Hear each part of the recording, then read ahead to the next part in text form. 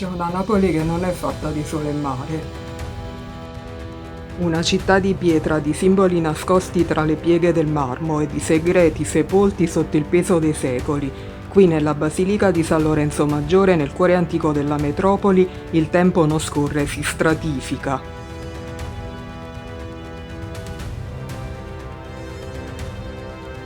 Stelle che brillano nel buio delle cappelle, regine senza nome che dormono sotto il pavimento e frammenti di una verità che qualcuno secoli fa ha cercato di smembrare per sempre. Chi erano davvero i signori di queste mura e cosa cercavano nelle viscere di questa terra? Non cercate soltanto le grandi tombe intatte. Tra i grandi monumenti che celebrano i favoriti del re c'è un enigma che attende di essere ricomposto. In un angolo remoto della basilica riposano i frammenti di quella che un tempo era una delle sepolture più gloriose di Napoli. La tomba de Del Balzo, i potenti feudatari che dicevano di discendere dai re magi e che incutevano timore persino ai re. Perché sono così importanti? Perché il loro legame con il sacro e la simbologia del potere è il vero obiettivo del mio viaggio. Un segreto che stiamo svelando puntata dopo puntata. Per capire dobbiamo tornare al momento in cui tutto ebbe inizio. Quando il destino di Napoli cambiò per sempre sotto il segno di un'ambizione che superava i confini del mondo conosciuto. Napoli 1266. Un nuovo re arriva dalla Francia, Carlo I d'Angiò. Non è solo un conquistatore, gli Angiò si considerano i custodi di un segreto antico, una stirpe scelta da Dio e legata a doppio filo alla figura della Maddalena e attraverso di lei al mistero del Santo Graal. Per legittimare il loro potere in questa terra antica decidono di trasformare Napoli nella Gerusalemme d'Occidente e lo fanno attraverso l'architettura. Con loro il gotico francese verticale, luminoso e rigoroso sbarca nel Mediterraneo. Se Santa Chiara era stata concepita come il Pantheon dinastico, San Lorenzo ne fu il cuore intellettuale e teologico. Fu costruita su una chiesa preesistente, ma Carlo I la volle monumentale, affidandola all'ordine che più amava, i francescani. L'abside di San Lorenzo Maggiore con il suo deambulatorio a cappelle radiali ricorda la struttura delle rotonde del Santo Sepolcro o delle cattedrali legate agli ordini cavallereschi. È uno spazio circolare infinito fatto per contenere qualcosa di prezioso. È un capolavoro assoluto, l'unico esempio in Italia di deambulatorio a cappelle radiali di pura impronta francese. Mentre in altre città italiane il gotico veniva addolcito da tradizioni locali, qui gli architetti francesi chiamati da Carlo I d'Angiò esportarono il modello d'Oltrarpe in tutta la sua verticalità e rigore geometrico. 9 piccole cappelle si aprono a raggiera lungo il deambulatorio.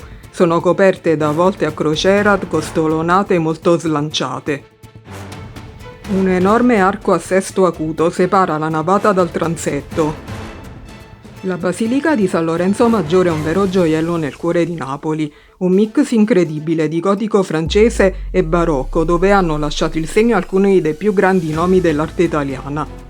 Tino di Camaino, il celebre scultore senese, realizzò qui il monumentale sepolcro di Caterina d'Austria del 1324, un capolavoro di eleganza gotica.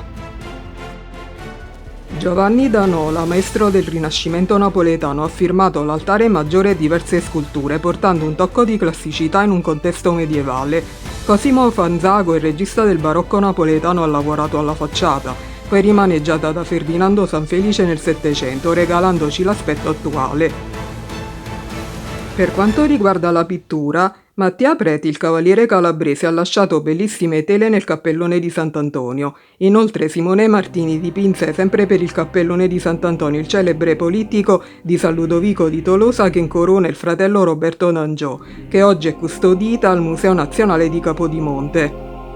Sapete perché è considerato un'opera rivoluzionaria? Perché è considerata il primo ritratto dal vivo della pittura italiana. Simone Martini dipinse Roberto d'Angiò con le sue reali fattezze. Dopo questa breve digressione per godere della bellezza del luogo, torniamo all'argomento per cui siamo giunti qui. La narrazione del Graal parla spesso di tesori nascosti in luoghi antichi e sotterranei, e sotto San Lorenzo c'è proprio un luogo sotterraneo. una città di epoca imperiale romana perfettamente conservata, il Macellum, e negli scavi è stato trovato l'antico erario, proprio la cassaforte della città, cioè il suo tesoro. L'atmosfera è molto suggestiva perché cammini su una vera strada romana perfettamente integra, con i canali di scolo per l'acqua piovana ancora visibili. È un panino di storia, sotto i romani, sopra i medievali, e proprio qui, tra queste mura millenarie, si trova un luogo cruciale per la nostra ricerca, l'erario. Era la cassaforte della città dove veniva custodito il tesoro pubblico.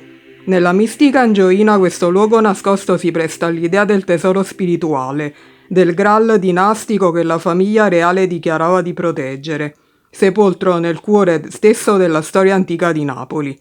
Ma se la chiesa è il cuore spirituale, il Macellum quello commerciale, la sala capitolare era il centro del potere civile e amministrativo della Napoli medievale.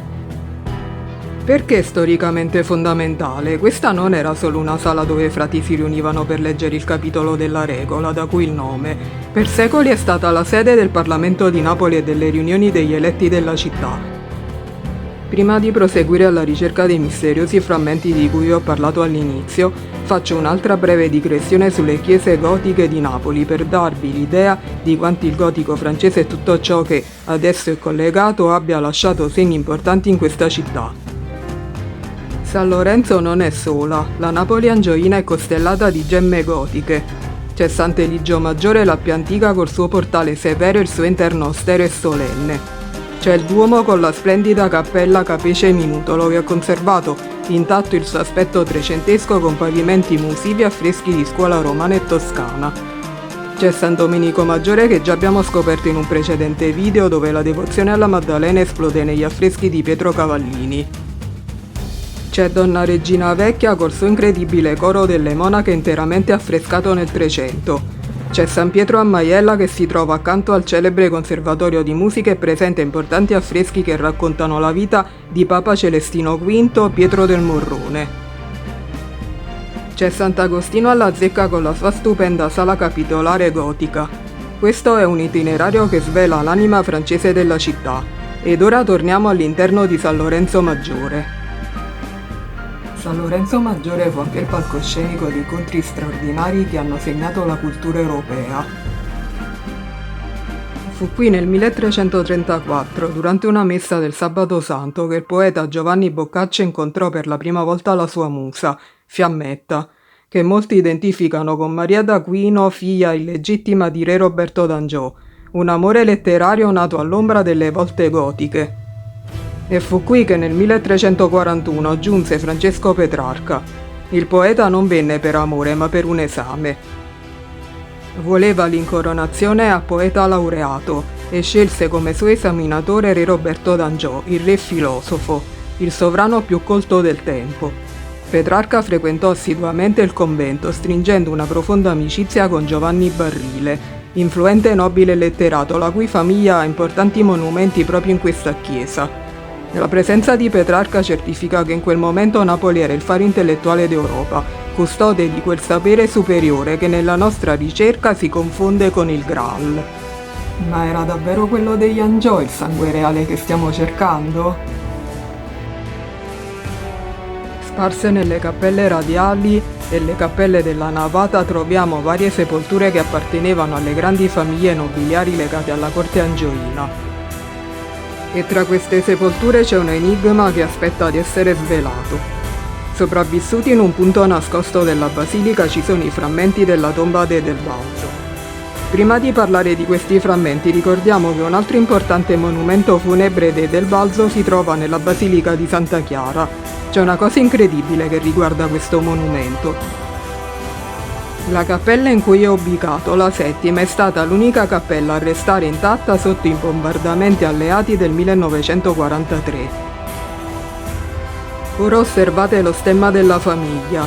Non è una semplice stella, è un astro a 16 punte, un'icona che sembra venire da un altro mondo e da un altro tempo. È lo stesso sole di Verghina che splendeva sugli scudi di Alessandro Magno, il simbolo di una stirpe che rivendicava un'eredità soprannaturale. I Del Balzo infatti non si dicevano semplici nobili, sostenevano di essere i discendenti diretti del re Maggio Baldassarre. Erano per loro stessa definizione i custodi della stella. In origine si chiamavano Debo ed erano i potenti signori della Provenza, la terra della Maddalena. A loro è dedicata anche una famosa canzone di Angelo Branduardi. Erano giunti a Napoli con i re Angioini, di cui erano i principali guerrieri e avevano italianizzato il nome in Del Balzo. Ma esiste anche un altro ramo di questa famiglia, il cui nome dopo diverse storpiature è giunto fino a noi sotto le vesti di una delle figure politiche più importanti su scena mondiale di questi giorni. Ma questo verrà rivelato solo alla fine di questa ricerca. Ora torniamo al loro monumento in San Lorenzo Maggiore. Esso non si trovava dove si trovano ora i frammenti. Dominava la cappella dei Re Magi, il luogo dove il sacro e la leggenda si toccavano. Poi qualcosa è cambiato. La tomba è stata smembrata, i marmi spostati, i pezzi dispersi tra le ombre di San Lorenzo. Perché separare i Del Balzo dalla loro cappella? Cosa c'era di così pericoloso in quella vicinanza tra i custodi della stella e l'altare dei Magi? Questi marmi mutili non sono solo resti di un monumento funebre, sono i pezzi di un puzzle che attraversa i secoli. Chi erano davvero i Del Balzo e perché la loro ricerca è il vero obiettivo del mio viaggio? Per ora questi frammenti restano muti, ma presto nelle prossime puntate la stella tornerà a brillare tra le mura dei castelli che un tempo dominavano. La ricerca del Graal a Napoli non finisce con una coppa d'oro. La ricerca del sacro non finisce tra i marmi di San Lorenzo. Per proteggere quel sangue sacro e la sua nuova capitale il re ebbe bisogno di fortezze. Nel prossimo viaggio lasceremo il silenzio dei chiostri e andremo alla scoperta dei castelli di Napoli, partendo dal gigante di pietra che domina il mare, il Maschio Angioino, dove tra torri inespugnabili e sale sotterranee il mito del Graal e della Maddalena ha lasciato tracce indelebili e pericolose. Esploreremo i segreti dei manieri che ancora oggi sorvegliano il golfo, raccontandoci una storia di assedi, troni contesi e cavalieri leggendari, per scoprire dove il potere si faceva fortezza e il mistero si faceva leggenda. Se questo quinto capitolo della nostra ricerca vi ha affascinato, lasciate un mi piace, un commento e condividetelo, ma soprattutto iscrivetevi al canale e attivate la campanella. Attraversate con me i ponti levatoi dei castelli napoletani.